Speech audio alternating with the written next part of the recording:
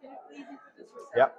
I'm Sobel Ngom. I'm 26. I'm Senegalese, and I've been working the last 15 years of my life on youth inclusion and leadership, engagement, participations, and those key creations of youth in Senegal and West Africa. Great.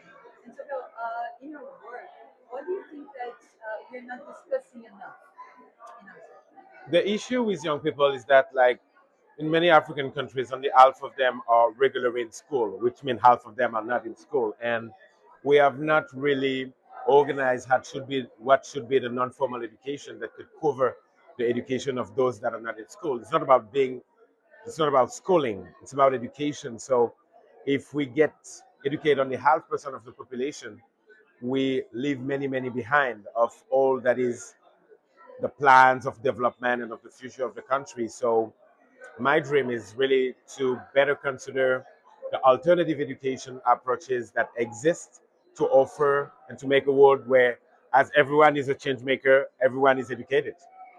Great. And how would you view that future? What this future looks like? That future looks like for me a normalization of what non-formal education is, where we have educated society. Education is not only a school matter. Education is a family matter, is a community matter, is companies matter, is everyone's matter. And and I'm seeing a society where everybody knows the role that they have to play in educating the younger generation.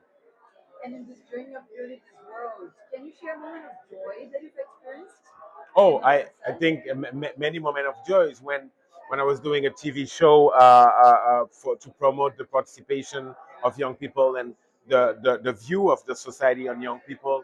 When you see that young people get to engage in communities that are facing social issues, environmental issues, bringing solutions to life that are really changing life of communities and people, that give me joy.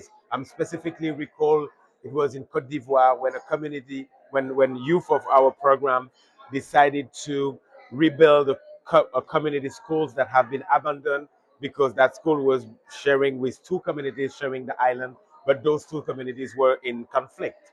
And rebuilding the school, I've rebuilt the link between those two communities. And when you come on a TV show and you have the two chief of village and those young kids, and you see the two chief of village giving their hands and say, "We do peace," because of the work of that young people, that show concretely that they are not just beneficiaries or problems to fix; they are also problem solvers.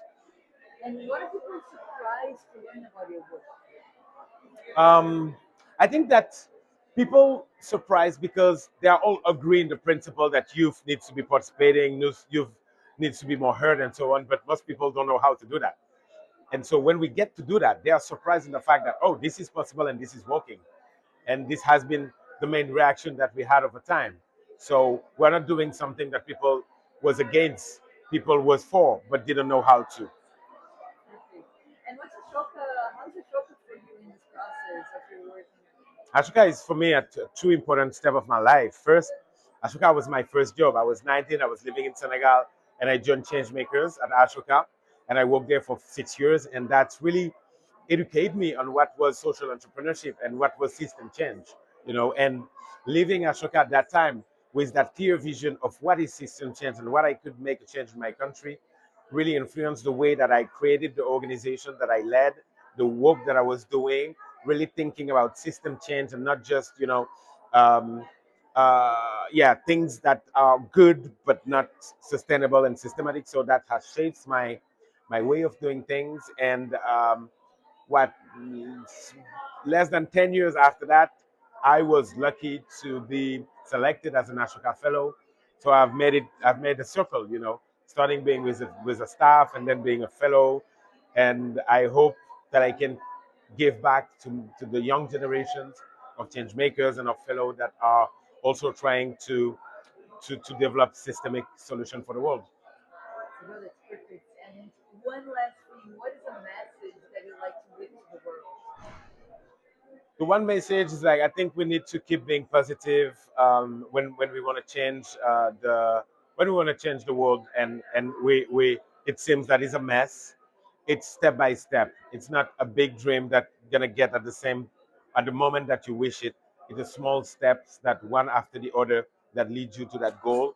It's also with that same small step that I'm confident in few years behind, above, in front of us, everybody in my country will be able to be educated. So trust, confidence, hard work, and strong belief that it's possible. That's what I want to share with the new starter, the new change makers that are questioning if they will be able to change the world.